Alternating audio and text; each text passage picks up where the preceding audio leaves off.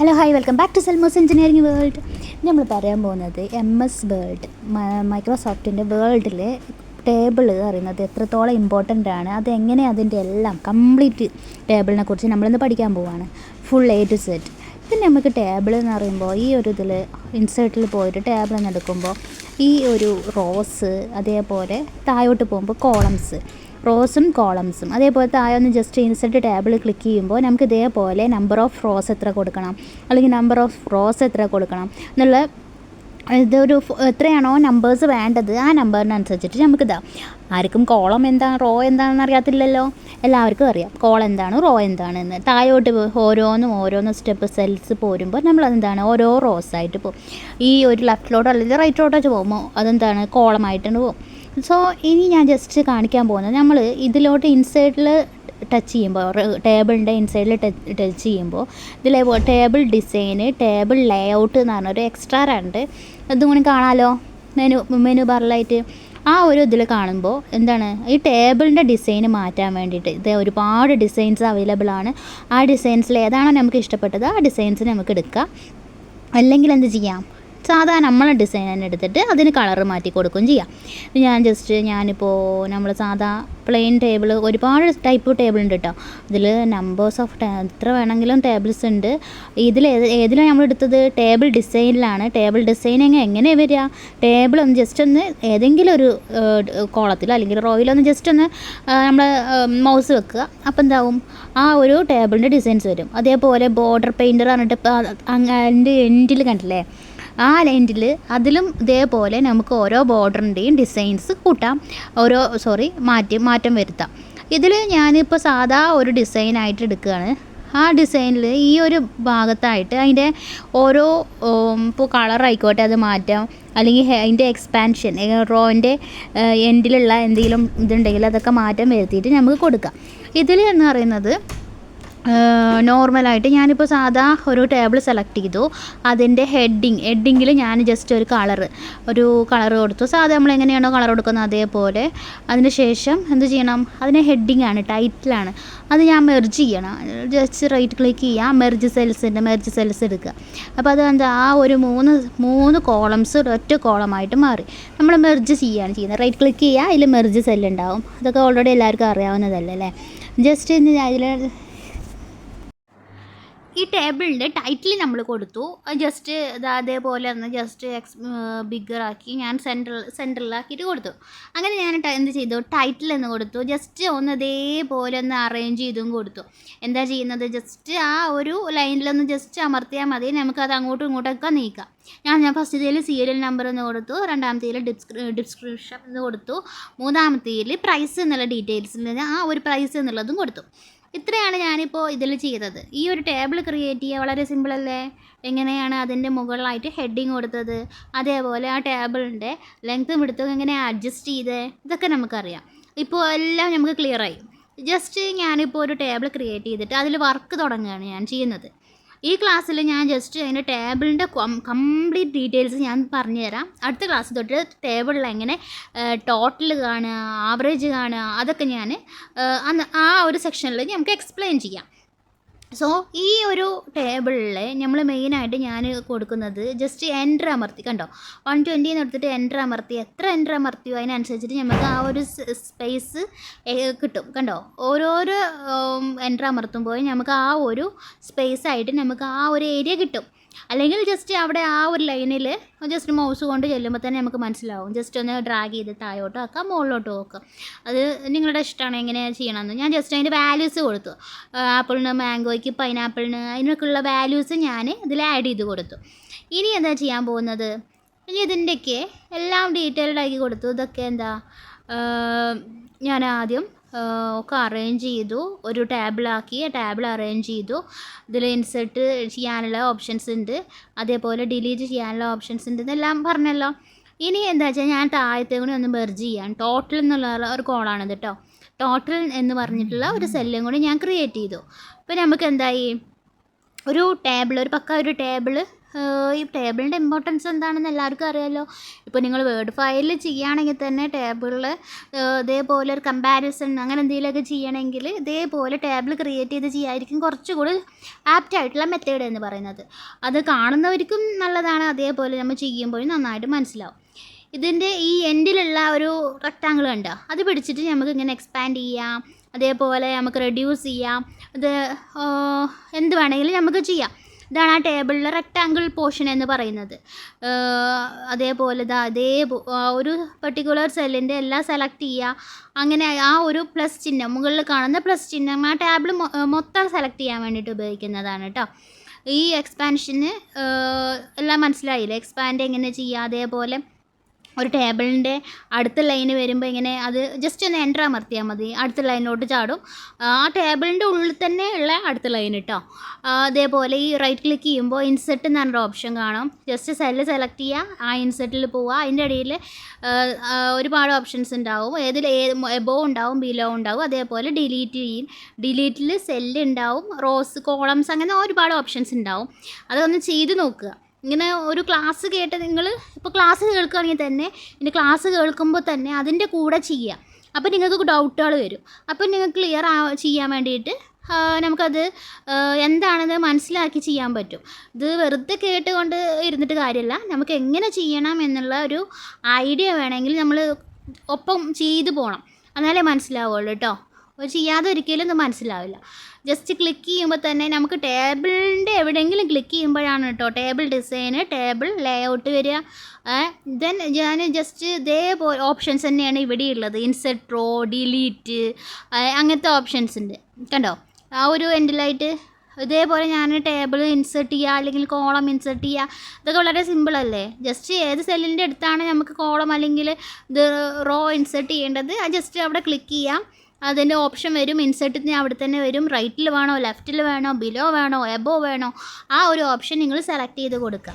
ഇനിയിപ്പോൾ ഡിലീറ്റ് ചെയ്യാനാണെങ്കിൽ ജസ്റ്റ് ആ സെല്ലിൽ സെലക്ട് ചെയ്യുമ്പോൾ തന്നെ ഇതേ ഓപ്ഷൻസ് വരും. ഏത് സെല്ലാണ് ഡിലീറ്റ് ചെയ്യേണ്ടതെന്നുള്ളൊരു ഓപ്ഷൻ വരും. സോ ഞാനിപ്പോൾ ഒരു 2 കോളം കൂടി ആഡ് ചെയ്തു. ഒരു കോളം കൂടി ആഡ് ചെയ്തു. ഫ്രൂട്ട്സ്, പാക്കിംഗ് ഡേറ്റ്, അതേപോലെ എക്സ്പയർ ഡേറ്റ്, അങ്ങനെ കുറച്ചും കൂടി ആഡ് ചെയ്ത് കൊടുത്തു. ജസ്റ്റ് ഒന്ന് നിങ്ങൾക്ക് മനസ്സിലാവാൻ വേണ്ടിയിട്ട്.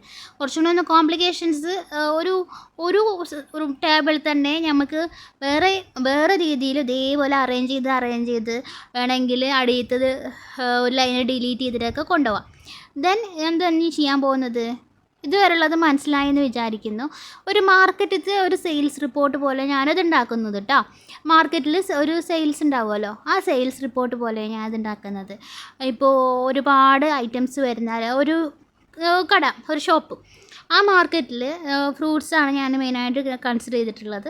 ആ ഫ്രൂട്ട്സിൻ്റെ പാക്കിംഗ് ഡേറ്റ്, അതേപോലെ എക്സ്പയർ ഡേറ്റ്, പ്രൈസ്, ഇങ്ങനെയുള്ളതാണ് ഞാൻ ജസ്റ്റ് കൺസിഡർ ചെയ്തിട്ടുള്ളത് കേട്ടോ.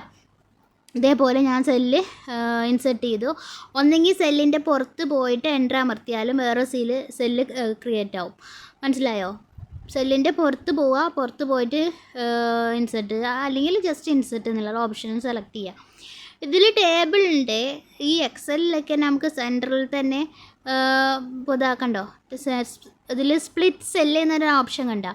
ഈ സ്പ്ലിറ്റ് സെല്ല് പറയണത് ഒരു സെല്ലിനെ 2ആക്കി സ്പ്ലിറ്റ് ചെയ്യുക. ആ ഒരു സിമ്പിൾ കണ്ടാൽ തന്നെ നിങ്ങൾക്ക് മനസ്സിലാവും. ഒരു സെല്ലാണ്, ഒരു ടേബിൾ, ആ ഒരു ടേബിളിന് 2 സ്പ്ലിറ്റ് ചെയ്യുക, 2 എണ്ണാക്കിയിട്ട് സ്പ്ലിറ്റ് ചെയ്യുക. അപ്പോൾ കണ്ടോ, ആ ഒരു ഒറ്റ ഇതിൽ നമ്മൾ ആ ഒരു ലൈൻ ഉണ്ടായിരുന്നില്ല, ആ ലൈന് ബാക്കിയുള്ള ലൈൻസൊക്കെ അത് റിമൂവ് ചെയ്ത് 2 സെല്ലാക്കി മാത്രം സ്പ്ലിറ്റ് ചെയ്തു. അതേപോലെ ഇതേപോലെ സ്പ്ലിറ്റ് ടേബിൾ, ആ ടേബിളിന് 4ആക്കിയിട്ട് അത് ടേബിൾ സ്പ്ലിറ്റ് ചെയ്തു.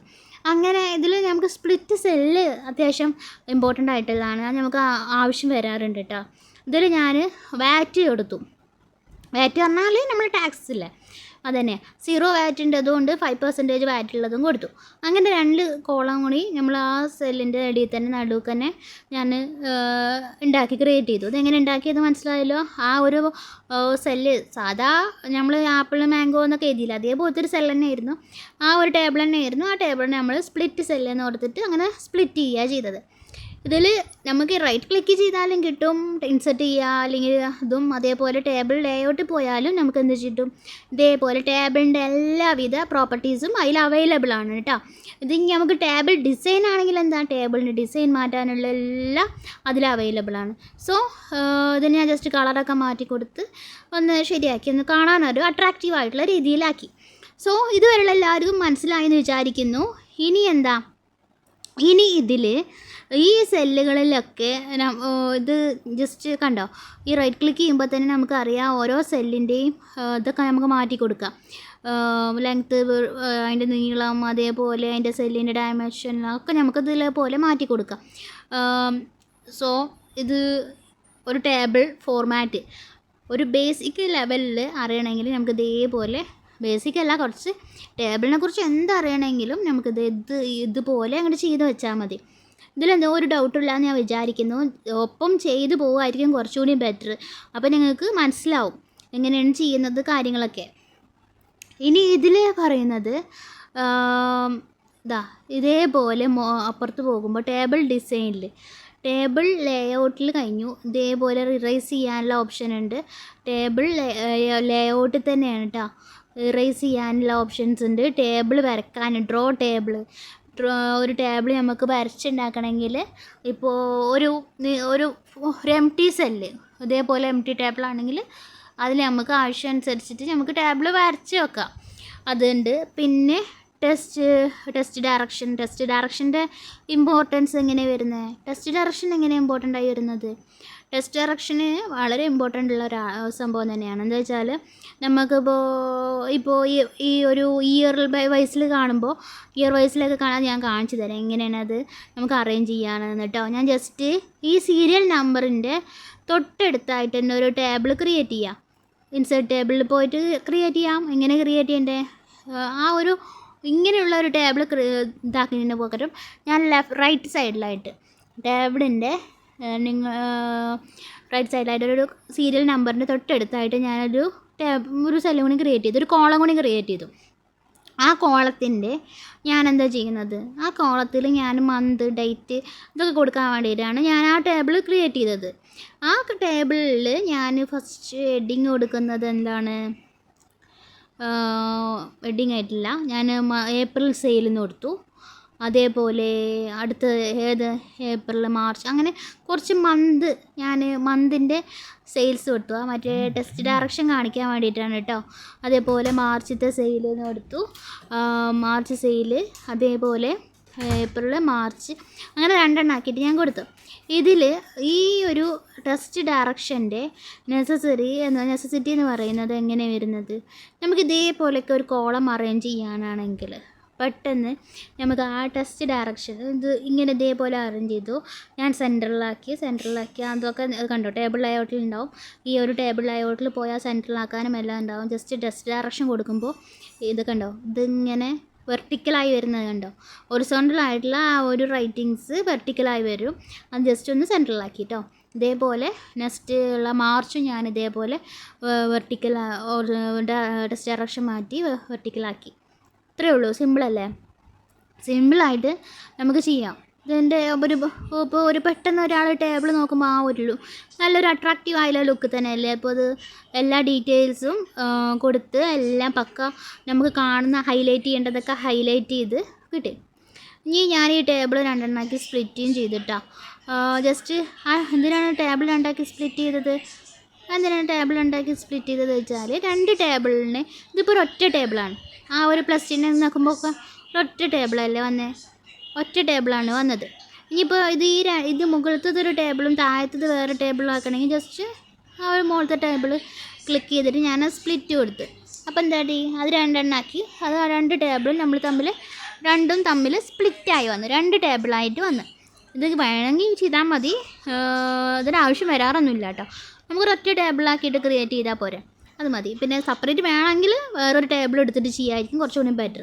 അതല്ല ഇതേ ഡയമെൻഷനുള്ള ഒരു ടേബിൾ തന്നെയാണ് നമുക്ക് ഇനിയും ആവശ്യം എന്ന് വെച്ചാൽ നമുക്ക് ഇതേപോലെ ഒരു ടേബിൾ എടുത്തിട്ട് അതിനങ്ങനെ സ്പ്ലിറ്റ് ചെയ്തിട്ട് എടുക്കാം. ഇനി സ്പ്ലിറ്റ് സെല്ല്, അതേപോലെ split table, draw table, erase, ഇതൊക്കെ ഇതിപ്പോൾ ഒരൊറ്റ ഏപ്രിൽ സെയിൽസിൽ കണ്ടോ, ഏപ്രിൽ സെയിൽസ് ഞാൻ സ്പ്ലിറ്റ് സെല്ല് കൊടുത്തപ്പോൾ അത് രണ്ടെണ്ണാക്കി സ്പ്ലിറ്റാക്കി. അതിനുശേഷം ഇത് നിങ്ങൾ ചെയ്ത് പഠിക്കണം. ഇത് പറഞ്ഞ് കേൾക്കുമ്പോൾ ഒന്നും നിങ്ങൾക്കത് പെട്ടെന്ന് മനസ്സിലാവില്ല. അത് ചെയ്ത് എത്രത്തോളം നിങ്ങൾ ചെയ്ത് പഠിക്കുന്നോ അതിനനുസരിച്ചിട്ടായിരിക്കും ഇതേപോലെ എക്സൽ ആയിക്കോട്ടെ, വേർഡ് ആയിക്കോട്ടെ, പവർ പോയിൻ്റ് ആയിക്കോട്ടെ, എല്ലാം നിങ്ങൾക്ക് മനസ്സിലാവുക. സോ ഇത് എന്ന് പറയുന്നത് കേട്ട് ഇങ്ങനെ പോകുക എന്നല്ലാതെ ഒരു പർപ്പസ്ഫുള്ളി നിങ്ങളെന്താ വെച്ചാൽ ഒന്നും കൂടെ അടുത്ത് മനസ്സിലാവണമെങ്കിൽ ജസ്റ്റ് ചെയ്തിട്ട് ഇതിൽ ടേബിൾ ഡിസൈനിലും ടേബിൾ ലേഔട്ടിലുള്ള എല്ലാം ഓരോ വട്ടം കൂടി ചെയ്ത് പഠിക്കുക തന്നെ വേണം കേട്ടോ. സോ ഇത്രയേ ഉള്ളൂ. ഇതിൻ്റെ ടേബിളിൻ്റെ എല്ലാ ഡീറ്റെയിൽസും മനസ്സിലായെന്ന് വിചാരിക്കുന്നു. എന്തൊക്കെയാണ് അതിൽ ഡൗട്ടുള്ളതെന്ന് വെച്ചാൽ ചോദിക്കുക. അതേപോലെ നമ്മൾ ഒരു ഡിസൈനിങ് കൊടുത്തില്ല, ഇതാണ് ബോർഡർ പെയിൻറ്റർ ഞാൻ നേരത്തെ പറഞ്ഞിരുന്നു. ബോർഡർ പെയിൻറ്റർ പറഞ്ഞാൽ നമ്മൾ ടേബിളിൻ്റെ ചുറ്റുമുള്ള ബോർഡർ ഉണ്ടാവുമല്ലോ, ആ ബോർഡറിനെ നമുക്ക് വേണ്ടതിനനുസരിച്ചിട്ട് നമുക്ക് ചേഞ്ച് വരുത്താം. അതിൻ്റെ ഇപ്പോൾ ഇതേപോലെ ഡബിൾ ലൈനോ അല്ലെങ്കിൽ സിംഗിൾ ലൈനെ തന്നെ വേറെ എന്തെങ്കിലും മോഡലോ ആണെങ്കിൽ അങ്ങനെ ചെയ്യാം. ജസ്റ്റ് ബോർഡർ പെയിൻറ്റർ എടുക്കുക, ജസ്റ്റ് പെയിൻറ്റ് കൊടുക്കണ പോലെ ഒരു പെയിൻറ്റർ വരും. സോ അത് ജസ്റ്റ് എവിടേക്കാണോ നമുക്ക് ചേഞ്ച് വരുത്തേണ്ടത് അവിടേക്ക് വന്ന് ഇതേപോലെ ഒന്ന് ക്ലിക്ക് ചെയ്ത് കൊടുക്കുക. ദെൻ കണ്ടോ ബ്ലാക്ക് കളർ വന്നിട്ട് ആ ഒരു ഭാഗം വേറെ ഒരു മോഡലാവുന്നത്. അത് തന്നെയാണ് മെയിനായിട്ട് ഇതിൻ്റെ പർപ്പസ് എന്ന് പറയുന്നത് കേട്ടോ. ഇതാണ് ഒരു ടേബിളിൻ്റെ ഇപ്പോൾ ഒരു പ്രൊഫഷണൽ ലെവലിലൊക്കെ അല്ലെങ്കിൽ ഒരു പ്രൊജക്റ്റൊക്കെ ചെയ്യുമ്പോൾ എന്തായാലും ടേബിൾ അറിഞ്ഞിരിക്കുക എന്ന് പറയുന്നത്. ടേബിൾ എങ്ങനെ ചെയ്യണം, അതേപോലെ ടേബിളിൻ്റെ ഡാറ്റാസൊക്കെ എങ്ങനെ എൻട്രി ചെയ്യണം, ഇതൊക്കെ നമുക്കൊരു ഐഡിയ ഉണ്ടാവും. പക്ഷേ എന്താ വെച്ചാൽ ഒരു ഡിസൈൻ ഉണ്ടെങ്കിൽ കൂടെ നമുക്കൊരു ഐഡിയ ഉണ്ടെങ്കിൽ കൂടെ അത് ചെയ്യാൻ അറിഞ്ഞില്ലെങ്കിൽ ഭയങ്കര ബുദ്ധിമുട്ടാണ്. ടേബിൾ എന്ന് പറയുന്നത് വളരെ ഇമ്പോർട്ടൻ്റ് ആണ്. അതുകൂടെ തന്നെ വളരെ ഈസി ആയിട്ട് ചെയ്യാം. അതിൻ്റെ കുറച്ച് ബേസിക് ആയിട്ടുള്ള അറിവ് കിട്ടിയാൽ മാത്രം മതി. വളരെ കുറച്ചും കോംപ്ലിക്കേറ്റഡ് ആയിട്ടൊന്നും എടുക്കാതിരിക്കുക, ചെയ്ത് പഠിക്കുക. ജസ്റ്റ് ടേബിളിൽ ക്ലിക്ക് ചെയ്യുമ്പോൾ ടേബിൾ ഡിസൈന് ടേബിൾ ലേഔട്ട് വരും. സോ ബാക്കിയൊക്കെ നിങ്ങൾ ചെയ്ത് പഠിക്കുക. Okay, thank you so much.